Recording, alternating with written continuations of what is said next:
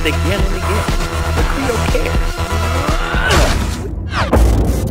The Surge is an action RPG, we say a hardcore action RPG set in the near future, and it's really all about one-on-one combat and cutting off body parts, using them to craft something for yourself. So you're playing in this game as Warren. He's a new employee at this company called CREO. It's like a big mega corporation. They're trying to solve a lot of the problems in the world. CREO really has the task to repair environmental damage by shooting rockets with payloads in the atmosphere that are supposed to heal Earth's atmosphere.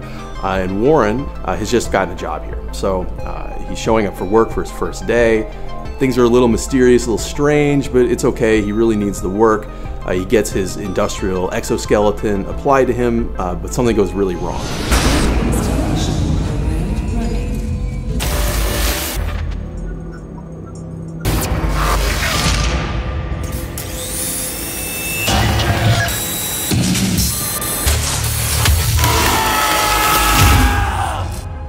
Happens is that Warren, after a blackout, wakes up and is in some kind of junkyard, and everything wants him dead, basically. And so what you're trying to do is help Warren to survive, to figure out what has happened in this place, and ultimately to escape.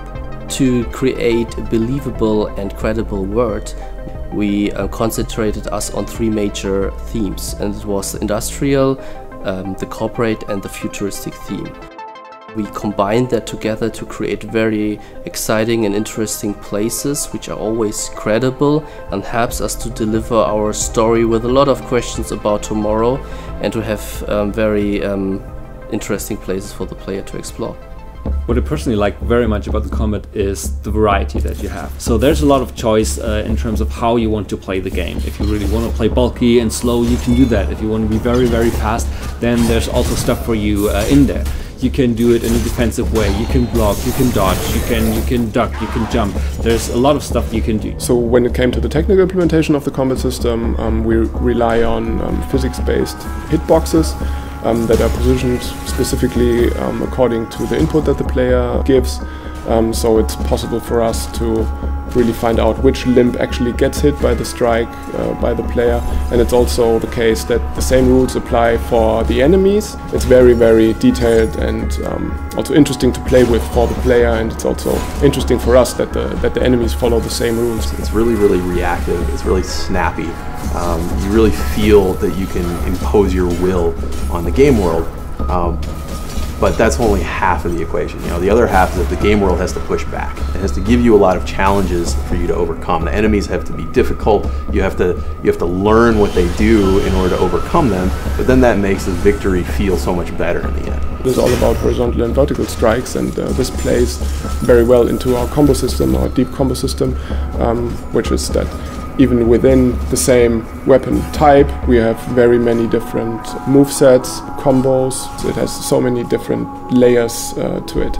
Where you strike on the enemy really makes a big difference in your combat. Of course, that wouldn't work out so well unless you're actually able to target specific body parts, which luckily is a main feature in our game. So you see an enemy, some of his body is armored, some of it's not armored, and then you get to decide, am I going to attack him in a vulnerable area and go for the kill, or am I going to attack him in an armored protected area, damage that armor, chop his limb off, loot it, and then go craft it for myself. That doesn't feel like you're just some overpowered superhero slashing people away or something. We don't have that, and we don't want that. We want really this engagement, this fear in the fight, and the reward is something you take from your enemy in a maybe sometimes very brutal way.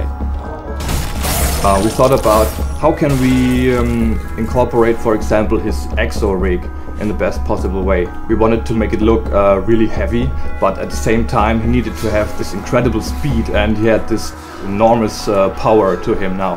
What we did was we attached, like, I think 20 something kilos to our stuntman and made him do even the fastest attacks with it to really show the weight we had there. When it came to the finishing moves, of course we wanted them to be as cool as possible, but on the other hand, we didn't want them to be that, let's say, fancy. We didn't want to have ballet-like or dancing moves in there, but we just wanted to show the brute force of our hero guy. There is a sense of pretty dark humor in the game, so it doesn't really take itself too seriously. I mean, it's a violent game, but it's really about fantasy violence. You're basically fighting monsters, but you will also see that there were and there are a lot of people in this world, and some of them really had some issues with the new situation, and some of that you can resolve, and some things you just witness, but you need to pay attention.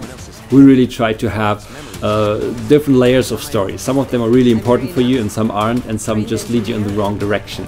But again, it's about exploring, it's about you finding out what it is about. So you really take a look at things, you explore things, and bit by bit the story comes in if you like to experience it that way. So we think there's really a wealth of possibilities in the game depending on how you play it. And we ourselves play it in very different ways at Deck 13, and we really see what you can do with it, but we really don't have any idea what players will do with it. We'll really give it in their hands. So this will be a very, very interesting moment for us to see what other people will do and can do with our game, and we expect to see things that we never thought of, and we think this will be a very, very strong and very important moment for us.